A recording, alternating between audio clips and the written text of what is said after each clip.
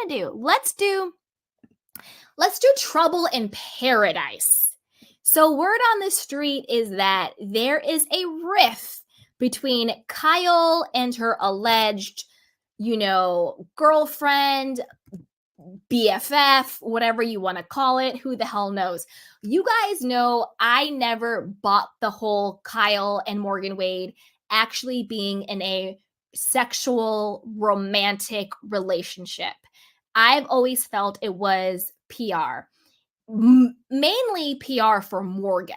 I feel like Kyle Richards really was going through it. She really did hear Morgan's music and did reach out because Kyle is kind of stalkery, creepy that way. I think all of that is true.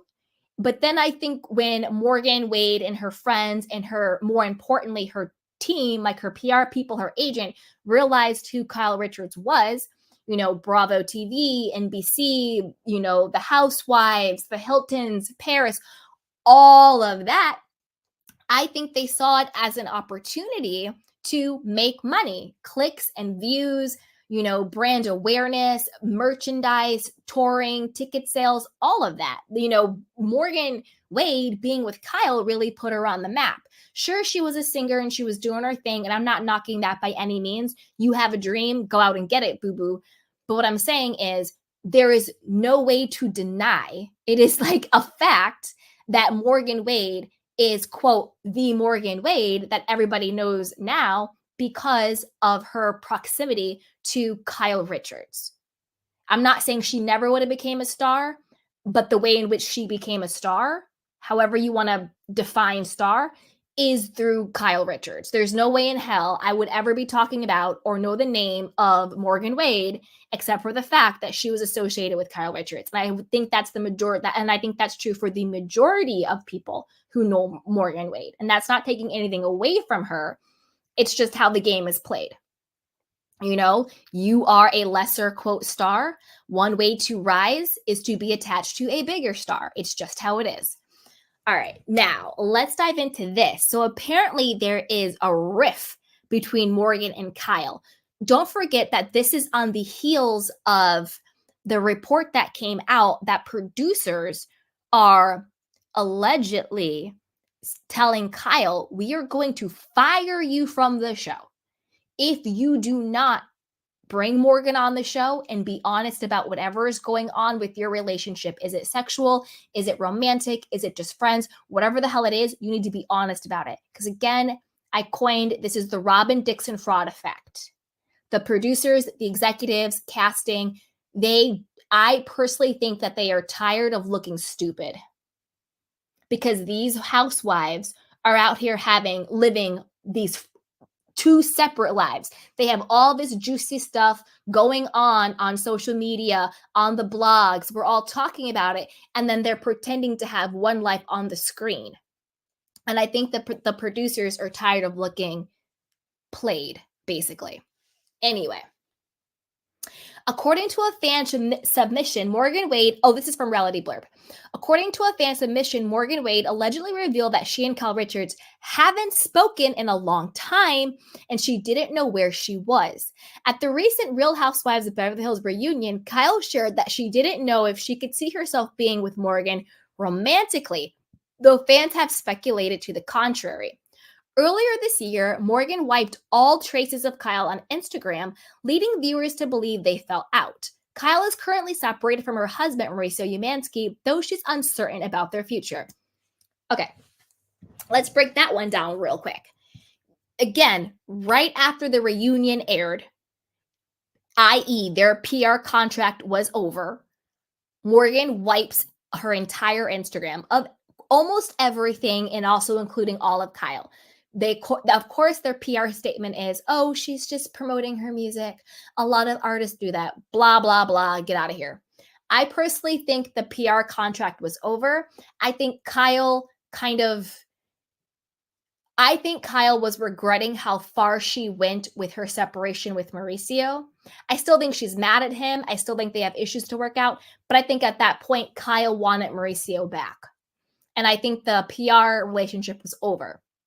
But because of the fan speculation, because of potential backlash of them splitting at that particular time, everyone's like, oh, is this a PR contract? Was it fake? And I'm like, yeah, you guys, we've been talking about this the entire time. But I think that their PR people and their team didn't want the backlash. That's when we got photos of them together all of a sudden. But Kyle already let it out of the bag when she was on Jeff Lewis, basically being like, Morgan is just one of my friends and she's just one person I text in the morning. Like, it's really not that deep or that serious. It's basically what Kyle said about Morgan. Like, she's just a chick I know, pretty much, changing her tune on Jeff Lewis. This is all after the season's wrapped. This is all after all the episodes have aired and the reunion has wrapped. Very, very suspicious timing, right? Then we get them kind of hanging out again a little bit here and there. Again, I think those are just paparazzi shots that they call on themselves because they didn't want any negative backlash of the timing of the ending of their quote friendship or relationship or whatever you want to call it. Because everyone was like, oh, she was only doing it for a storyline. She was lying, all of that. I actually don't think Kyle was doing everything with Morgan for a storyline. I think Kyle really, like in her actual real mind and life, was truly going through a crisis. I think when her friend took her own life, I think the state of her marriage, I think maybe midlife crisis, maybe a later midlife crisis was kicking in. I think that Kyle truly in her own life was truly going through it mentally and emotionally and physically and everything else. Cause, with her eating and the, working out and losing the weight and then not drinking, I think Kyle really was going through it. So I don't think that she was using Morgan for a storyline, but I don't think that her relationship with Morgan was actually sexual.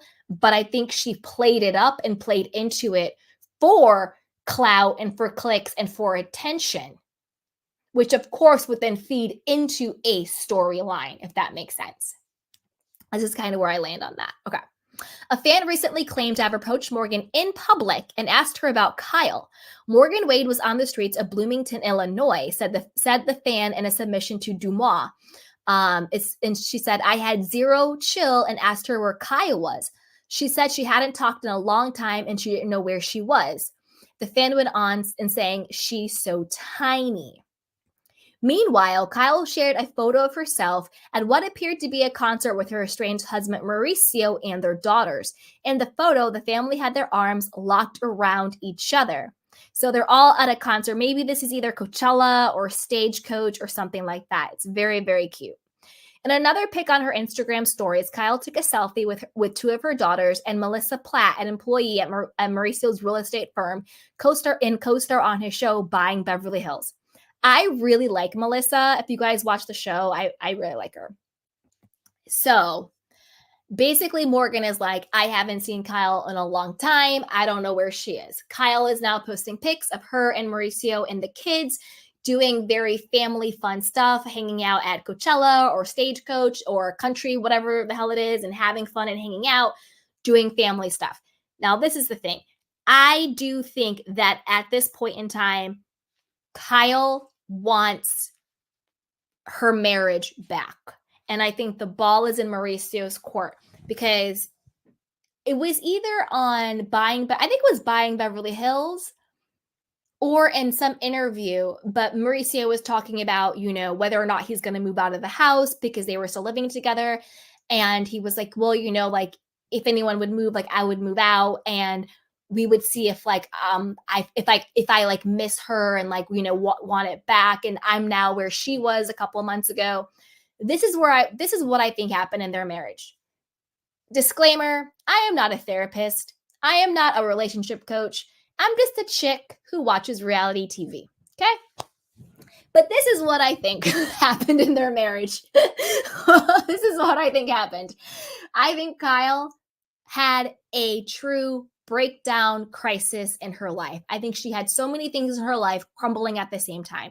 The death of her friend, her husband being booked and busy, not prioritizing her, feeling like she's being taken for granted, which I think for Mauricio, that is business as usual. I think that has always been the dynamic of their relationship, where he takes precedent, his priorities, his business, what he wants to do. And Kyle has always been a very supportive, ride or die for her husband, right? So I think Mauricio was just booked and busy, business as usual. This is how we do things. We're doing it. where I think Kyle maybe turned a certain age. I think she's maybe like 54, 55 now. Midlife crisis time kind of kicks in. Her friend passes away suddenly and very tragically in a very traumatic way. She's beefing with her family, with Kathy. There's a rumor that her best friend Dorit is having sex with her husband Mauricio. That's a lot to handle with anybody. I like to clown Kyle, vile Kyle, and all that stuff, but she's still a human being. So I do think Kyle in her life was going through crisis. And I think that her husband profoundly failed her. I think he didn't really take it as seriously as it was. And I think that he just continued business as usual when she needed something different. She needed the dynamic to change. She needed him to be there for her, which is a dynamic I don't think they've ever really had. And so then that led her to rebelling against everything.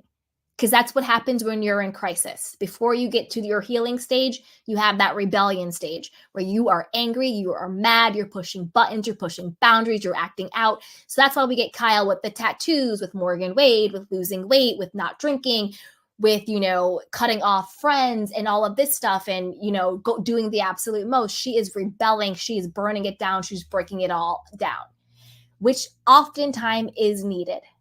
Sometimes you got to break it to rebuild it, right? So she's in that phase. But as you get through that phase, which you should, because the problem is you don't ever want to be stuck in a phase. You don't want to be stuck in rebellion. You don't want to be stuck in your anger. It's okay to move through it, but you don't want to be stuck in it. So I think the more that Kyle moves through it, the healthier she gets, the more settled she gets, the more she heals. She kind of probably realizes, well, wait a minute, I didn't really want to burn the whole house down. And I want my marriage and my husband back.